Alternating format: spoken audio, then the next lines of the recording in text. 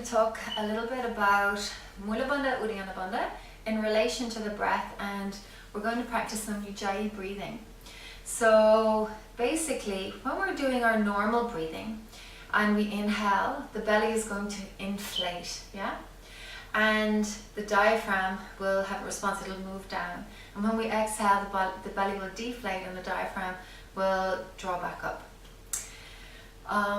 In more Hatha style yoga, they use belly breathing, where the abdominal muscles are controlling the breath like this. However, in our vinyasa practice, we tend to use Ujjayi breath because we want to keep our bandha engaged so we can access our core strength throughout the practice. And so we're not inflating the belly with the inhale anymore. So when we inhale, we keep the abdominals engaged in the lower belly, just below the navel. The diaphragm will still move down, but with that, instead of the belly inflating, because it's locked, instead the rib cage opens, our base ribs open. So our intercostal muscles here will spread the base ribs. And then as we extend the breath or extend our inhale even longer, the top ribs will lift up. So the top ribs can't move wide like the base ribs because they're attached to the breastbone. So they're going to draw up. So it will be core muscles engaged, inhale, diaphragm down, base ribs open, chest lifts. Exhale, slowly release the breastbone, release the side ribs, diaphragm softens back up and the core remains still.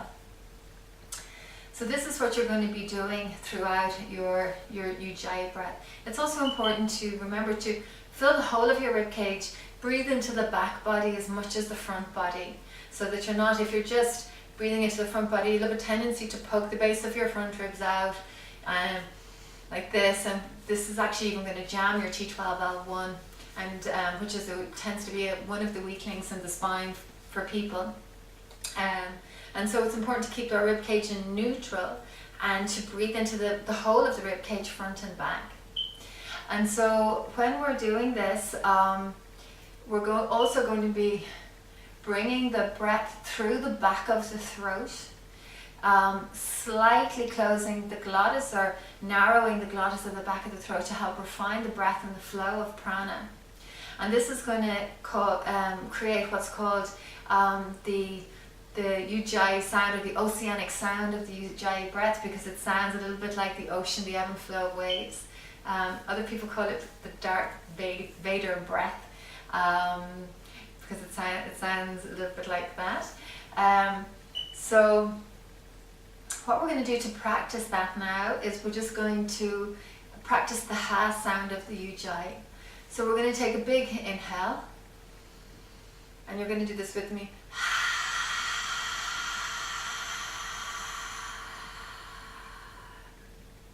You're going to inhale again, and then you're going to do the same ha sound, but this time with your mouth closed.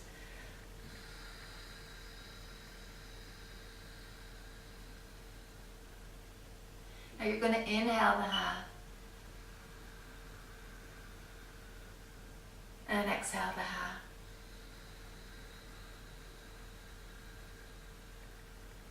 Now you're going to bring in your core, diaphragm and intercostals.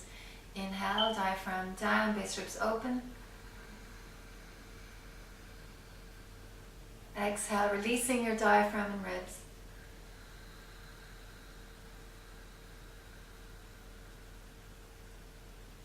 Inhaling, keeping your core still, expanding the breath into your rib cage, narrowing the glottis at the back of the throat.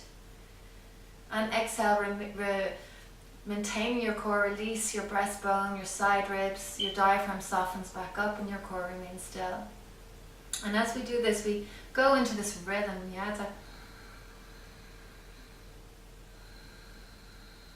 and the breath becomes a mantra during our practice, and it has a very soothing effect on the psyche. So we tune the inner ears into the sound of the breath, which is a practice of pratyahara. I mean, pratyahara traditionally is known as sense withdrawal, but actually another definition of pratyahara is just becoming aware of how our senses control our consciousness or our mind. And so this very soft sibilant sound of the oceanic breath can really heal our consciousness and bring our mind into a very calm space.